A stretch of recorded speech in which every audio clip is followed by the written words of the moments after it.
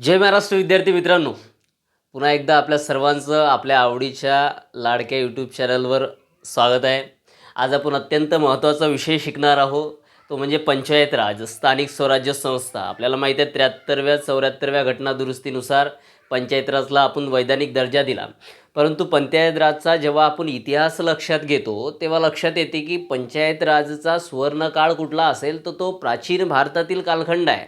मौर्यकालीन कालखंड असेल, मुघलकालीन कालखंड असेल, वैदिक कालखंड असेल, बौद्ध कथेनुसार बौद्धकालीन कालखंड असेल, गुप्त काळ असेल, या प्रत्येक कालखंडामध्ये तुम्हाला कुठे ना कुठे आणि कुठला ना कुठला पंचायत राज म्हणजे स्थानिक स्वराज्य संस्थेशी निगडीत पुरावा किंवा तशा प्रकारचा उल्लेख आढळून येईल म्हणजे येईल. आणि ते पुरावे सध्या अस्तित्वात आहेत जस्ट नाव. आपण जरी खूप कालखंडानंतर म्हणजे जवळपास 91-92मध्ये आपण पंचायत राजचा जरी स्वीकार केला असेल किंवा त्याला आपण घटनात्मक दर्जा दिला असेल तरी प्राचीन काळापासूनच भारतात पंचायत राजचं अस्तित्व आपल्याला लक्षात येते. आता पंचायत राज हा टॉपिक शिकत असताना हा टॉपिक थोडा मोठ्या प्रमाणात किंवा खूप वास्ट असल्या कारणाने हा एका व्हिडिओमध्ये किंवा एका लेक्चरमध्ये कंप्लीट होणं शक्य नाही आहे.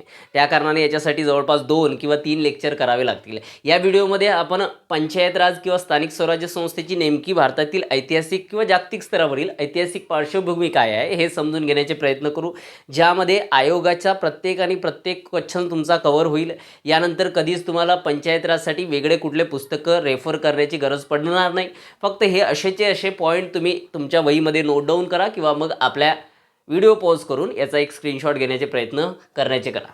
ओके, चलो. तर जागतिक स्तरावर सर्वात महत्त्वाची बाब म्हणजे जागतिक स्तरावर स्थानिक स्वराज्य संस्थेचा सर्वप्रथम उल्लेख किंवा अशा प्रकारचं अस्तित्व कुठे जाणून येते तर इसवी सन पूर्व कालखंडात ग्रीक साम्राज्य होतं किंवा ग्रीक नगर राज्य होतं. त्यामध्ये मोठ्या प्रमाणात पहिल्यांदा स्थानिक स्वराज्य संस्था यांचा उल्लेख आढळून येते.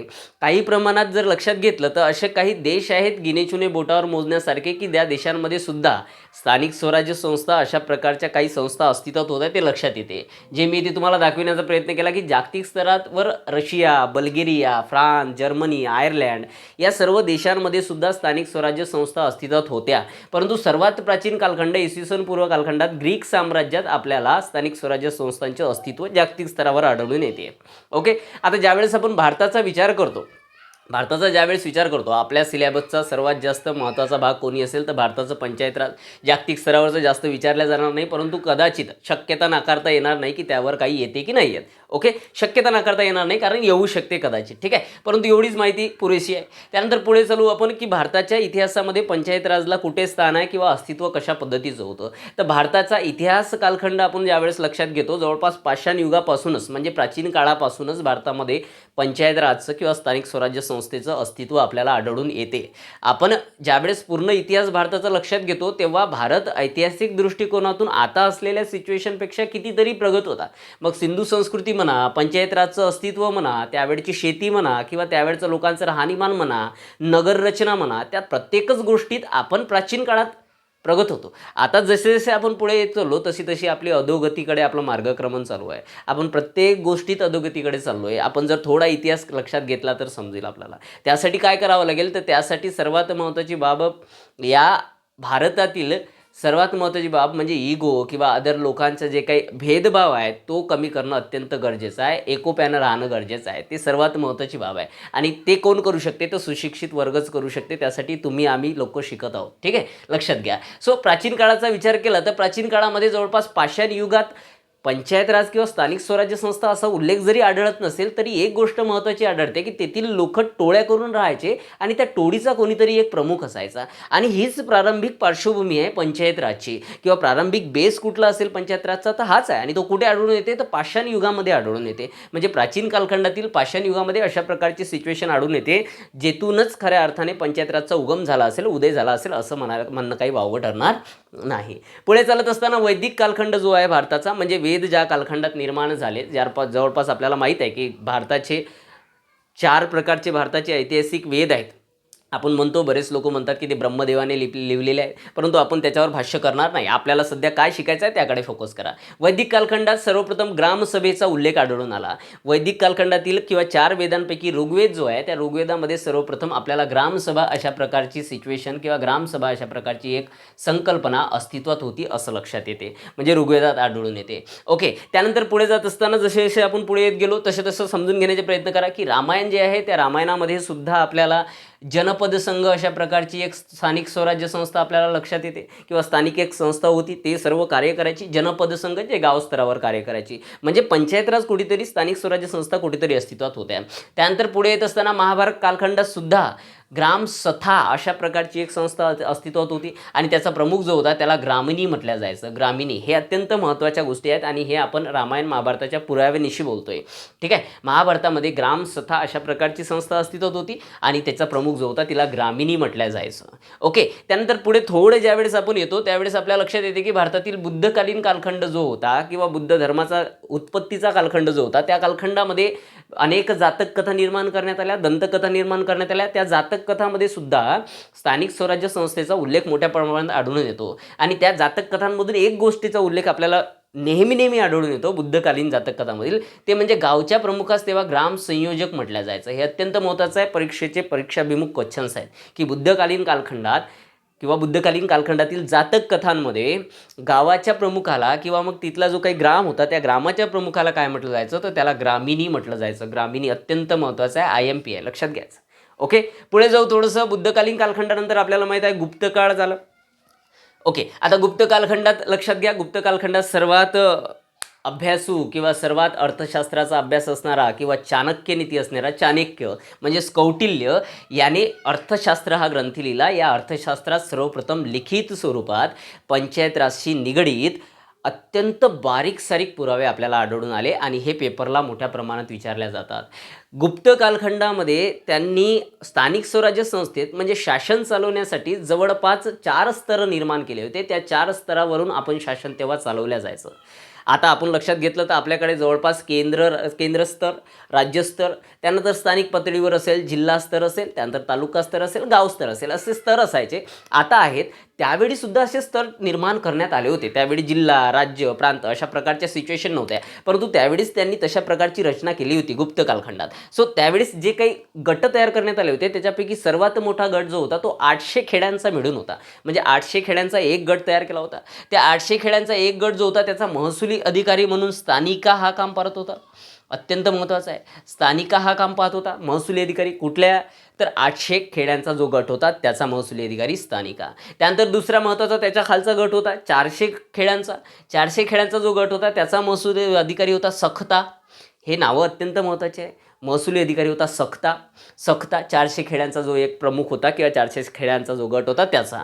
त्यानंतर 5 ते 10 खेड्यांचा एक गट त्यानंतर तयार करण्यात आला होता. त्याचा प्रमुख जो होता त्याला गोपा म्हटलंय, आणि गोपा हे पेपरला आलेलं आहे, याच्याकडे बरोबर लक्ष असलं पाहिजे.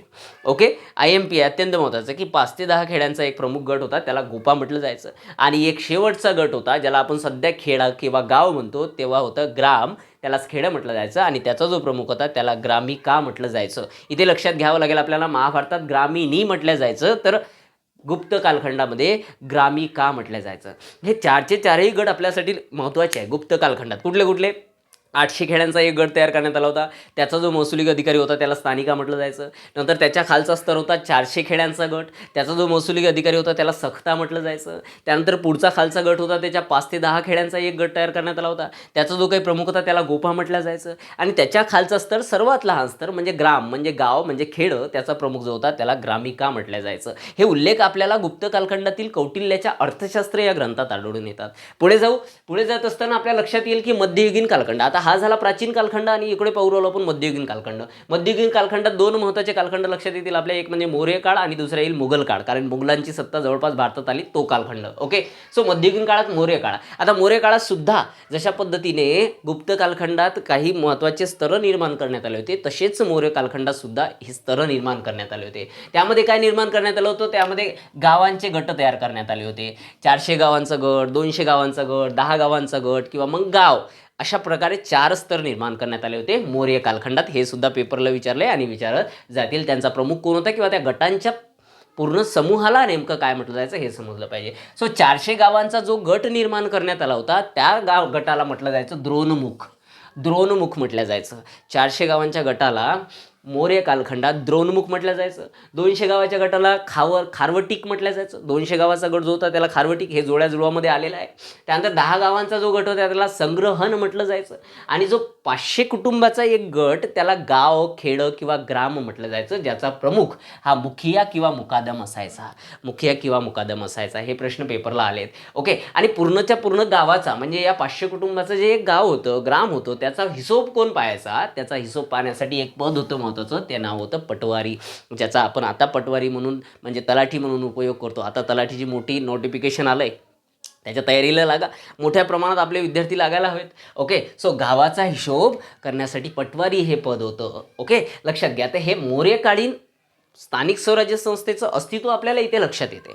हे जे काही स्तर तयार केले होते, जसे स्तर आपण आता उपयोगात आणतोय, जिल्हा परिषद, पंचायत समिती, ग्रामपंचायत, तसे स्तर यांनी तयार केलेले होते. म्हणजे कुठेतरी स्थानिक स्वराज्य संस्थेचं अस्तित्व होतं. आपण पुढे चालत असताना इंग्रज कालखंड आला, मुघल कालखंड आला, त्यामध्ये कुठेतरी खेड्यांची, गावांची स्वायत्तता कमी झाली. तो सुवर्ण काळ जो होता, लोकांचं पंचायतीवर असलेला विश्वास जो होता, न्यायपालिका म्हणजे न्यायव्यवस्था नव्हती त्यावेळेस, न्यायव्यवस्था इंग्रज आल्यानंतर निर्माण झाली. तत्पूर्वी पंचायत स्तरावरच मोठ्या प्रमाणात काय दिलं जायचं? निर्णय दिले जायचे. तर हे सर्व निर्णय किंवा त्या निर्णयावर त्या ग्रामीण लोकांचा मोठ्या प्रमाणात विश्वास होता. तेव्हा कुठेतरी ते टिकून होतं. परंतु पुढे जसे जसे आपण चालत आलो तशा पद्धतीने हा सर्व विकास किंवा विश्वास सर्वचा सर्व कमी होत गेला. मग पुढचा कालखंड आहे मुघल कालखंड. मुघल कालखंडात सर्वात महत्त्वाची गोष्ट राज्याची रचना कशी होती नेमकी हे समजलं पाहिजे आपल्याला. शेरशाह सुरीच्या कालखंडात सर्वात लहान गट ग्राम असायचा. ओके, लक्षात घ्या. तर त्याच्या कालखंडात कोणते अधिकारी होते हे पेपरला येते. मुघल कालखंडात कुठले अधिकारी होते आणि त्यांचा स्तर काय होता? तर पहिला स्तर महत्त्वाची गोष्ट राज्य होतं आणि राज्यांचं रूपांतरण त्यांनी प्रांतांमध्ये केलं होतं. प्रांतांचं प्रांत म्हणजे आताचं जर लक्षात घेतलं तर आपला जो काही महसुली विभाग असते एक, जसं आपण म्हटलं की नागपूर विभाग घेतला तर नागपूर विभागामध्ये 6 जिल्हे येतात. आपण कोकण विभाग घेतला तर कोकण विभागामध्ये पूर्णचे पूर्ण 8 जिल्हे येतात. तसंच राज्याचे काही गट तयार करण्यात आले होते, त्याला प्रांत म्हणतात. सध्याचा महसुली पूर्णचा पूर्ण विभाग. तर प्रांत किंवा सुभा निर्माण करण्यात आलं होतं, ज्याचा प्रमुख जो होता त्याला अमीर किंवा सुभेदार म्हटलं जायचं. हे महत्त्वाची बाब आहे. प्रांत किंवा सुभा याच्या प्रमुखास अमीर किंवा सुभेदार म्हटलं जायचं आणि यांचा महसुली अधिकारी जो होता त्याला दिवाण म्हटलं जायचं. दिवाण.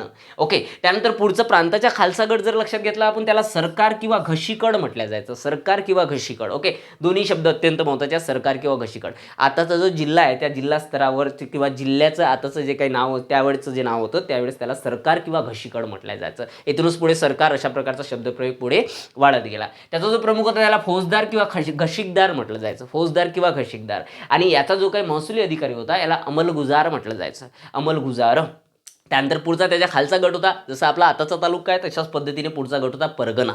परगण्याचा जो प्रमुख होता त्याला शिकदार म्हटलं जायचं आणि याचा जो महसुली अधिकारी होता त्याला कानुंगो म्हटलं जायचं. बऱ्याच लोकांचे आता कानुंगो सरनेमसुद्धा आहेत, पण ते मिळते जुळते आहेत की नाही याच्यात आपल्याला संभ्रमता आहे. ठीक आहे. सो त्याच्यावर भाष्य करणे योग्य राहणार नाही. परगण्याचा प्रमुख शिकदार आणि त्याचा जो काही महसुली अधिकारी होता तो कानुंगो होता. आणि शेवटचा सर्वात खालचा स्तर होता तो म्हणजे होता मोगा. मोगा म्हणजे ग्राम. पेपरमध्ये विचारलेला प्रश्न आहे की ग्रामाला त्यावेळी काय म्हटलं जायचं मुघल कालखंडात, तर मोगा म्हटलं जायचं. आणि याचा जो प्रमुख होता त्याला सरपंच म्हटलं जायचं. म्हणजे खऱ्या अर्थाने सरपंच पदाचा उदय इथे झालेला दिसते.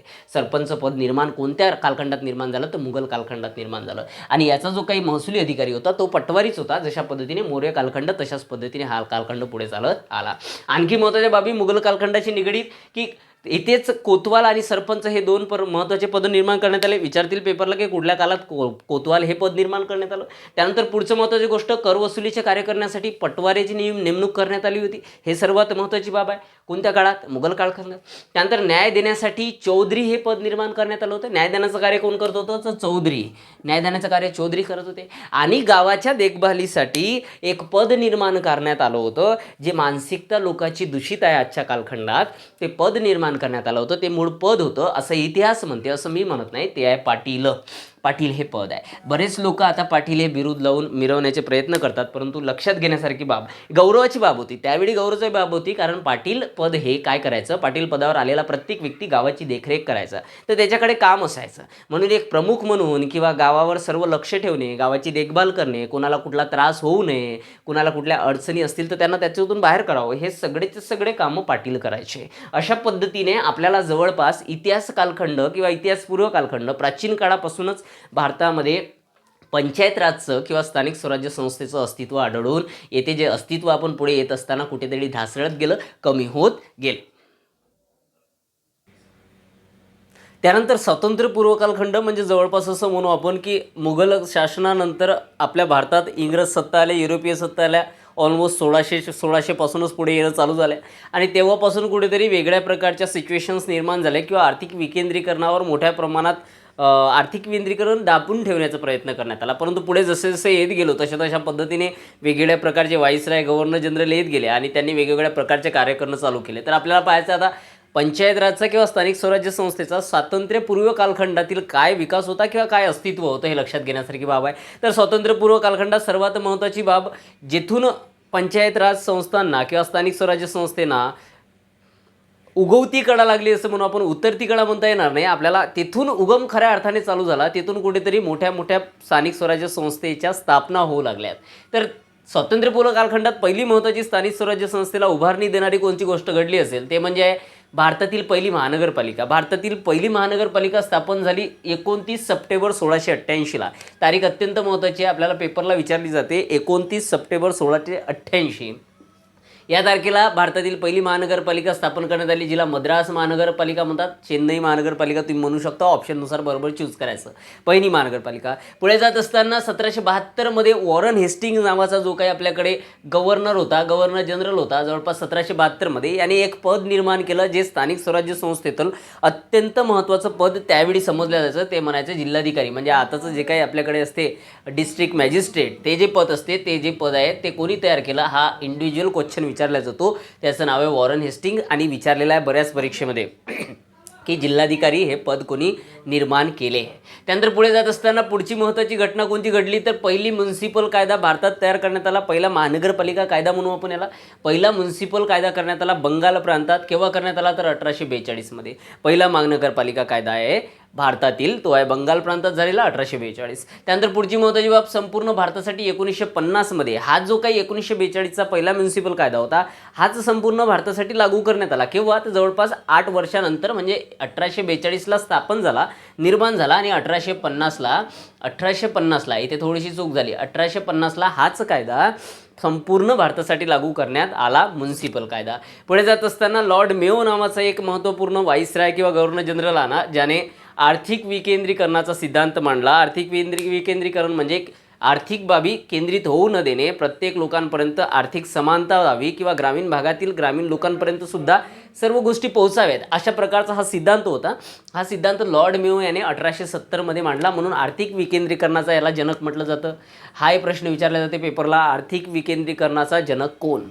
सर्व परीक्षा मी पाहता आपण जास्तीच्या गोष्टी काही घेण्याचा प्रयत्न नाही करतो. 1870 आर्थिक विकेंद्रीकरणाचा जनक लॉर्ड मेयो. पुढे जात असताना स्थानिक स्वराज्य संस्थेशी संबंधित असलेला सर्वात महत्त्वपूर्ण ठराव जो 1882मध्ये मांडण्यात आला आणि तो मांडणारा व्यक्ती होता लॉर्ड रिपन.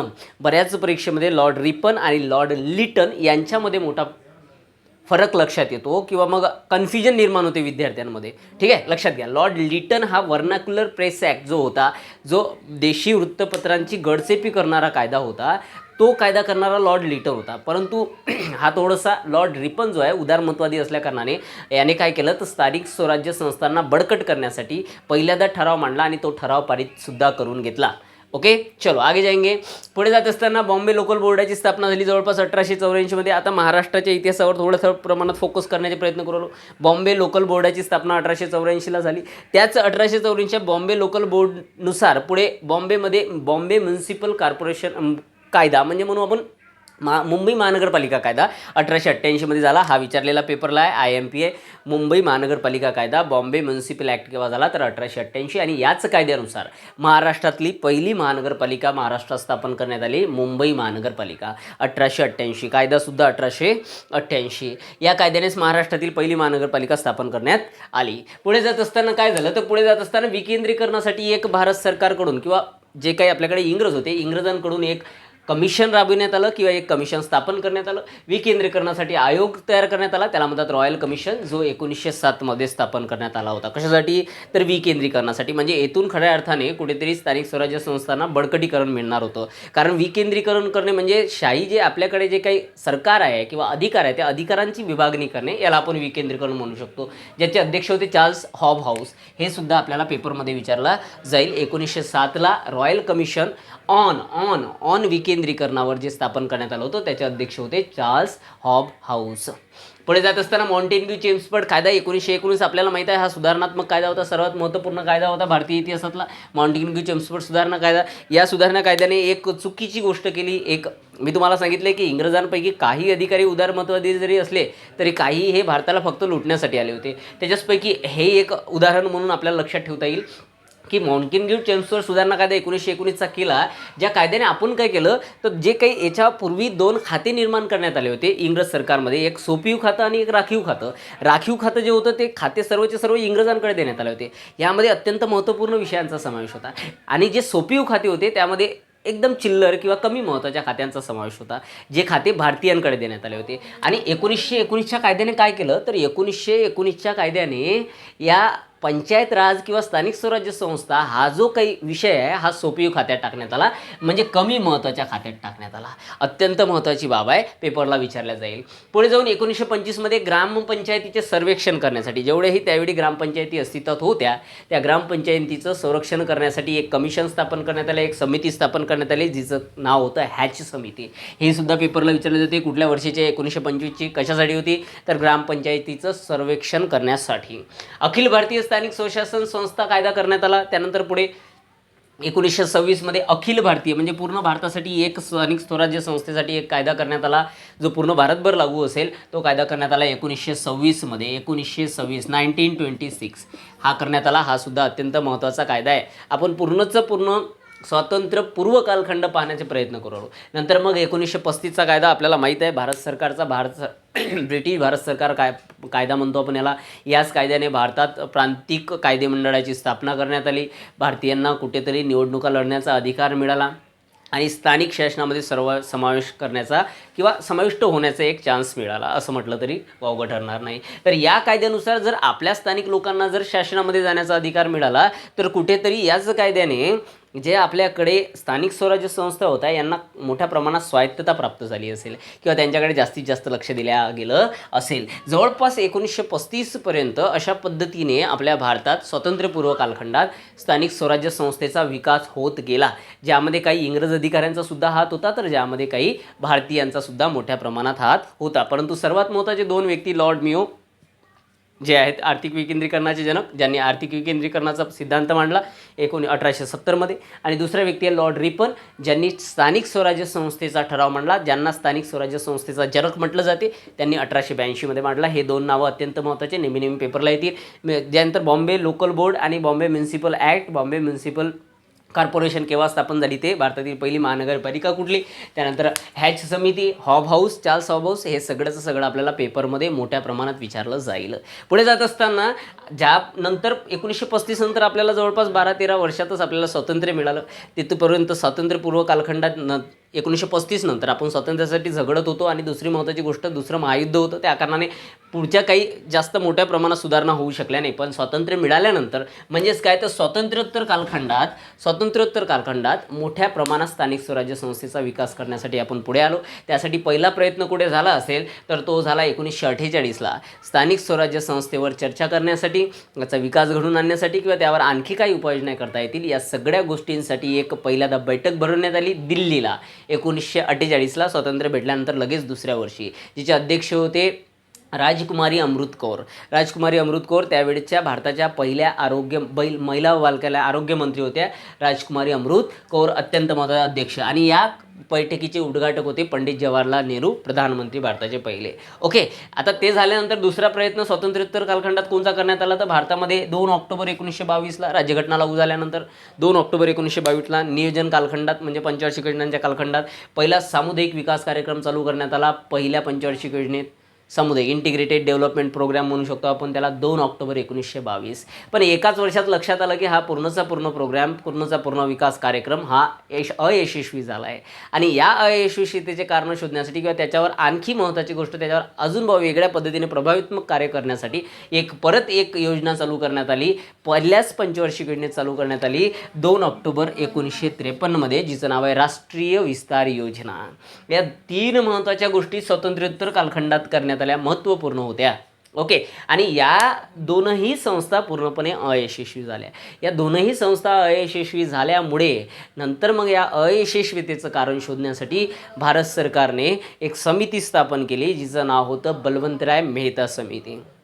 ओके, आणि बलवंतराय मेहता समितीपासूनच खऱ्या अर्थाने पंचायत राज किंवा स्थानिक स्वराज्य संस्थेचा आपल्याला स्वातंत्र्योत्तर कालखंडानंतर उदय लक्षात येतो. या समित्या आपण पुढच्या एका लेक्चरमध्ये, व्हिडिओमध्ये नक्कीच कंप्लीट करण्याचे प्रयत्न करू. मी पहिल्यांदाच तुम्हाला सांगितलं की पंचायत राज हा विषय किंवा स्थानिक स्वराज्य संस्था हा विषय खूप वास्ट असल्याकारणाने तो एका व्हिडिओमध्ये करणं शक्य राहणार नाही. सो जे काही पुढचं आपल्याकडे स्वातंत्र्योत्तर कालखंडातील समित्या आहेत, समित्यांच्या शिफारसी आहेत, स्थापना केव्हा झाल्या, कोणी स्थापना केली, हे डिटेलमध्ये समजून घेण्याचे प्रयत्न करू.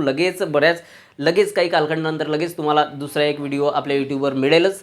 आपल्या प्लेलिस्टमध्ये जाऊन तो तुम्ही शोधसाल आणि त्यामध्ये याच्या पुढचा जो काही व्हिडिओ आहे तो आपण कंटिन्यू करू. आजच्यासाठी एवढंच. परंतु जर आपल्या यूट्यूब चॅनलला तुम्ही सबस्क्राईब केलं नसेल आणि तुम्हाला योग्य वाटत असेल, तुमचा अभ्यास होत असेल आणि खूप डिटेल आणि मुद्देसूद आणि अभ्यासाजोगती किंवा मग परीक्षामुख माहिती तुम्हाला मिळत असेल तर नक्कीच आपल्या यूट्यूब चॅनलला सबस्क्राईब करा. आपल्या फेसबुक पेजलासुद्धा फॉलो करा. त्यावरसुद्धा अदर काही डॉक्युमेंट्स किंवा मग अदर काही गोष्टी PDF च्या स्वरूपात तुम्हाला प्रोव्हाइड केल्या जातात. ओके, इंस्टाग्राम चॅनलला, टेलिग्राम चॅनललासुद्धा आपल्या फॉलो करण्याचे प्रयत्न करा. आणि आपल्या यूट्यूब चॅनलचा एक महत्त्वाची बाब की तुम्हाला नवीन व्हिडिओ केव्हा येते याचं नोटिफिकेशन जर मिळायला हवं असेल तर आपल्या यूट्यूब चॅनलला जे बेल आयकॉन आहे त्याला टच करण्याचे प्रयत्न करा किंवा कराच. म्हणजे काय होईल तर तुम्हाला पुढचे येणाऱ्या नवीन व्हिडिओचं नोटिफिकेशन नक्कीच मिळेल. आजच्यासाठी एवढंच. जय हिंद.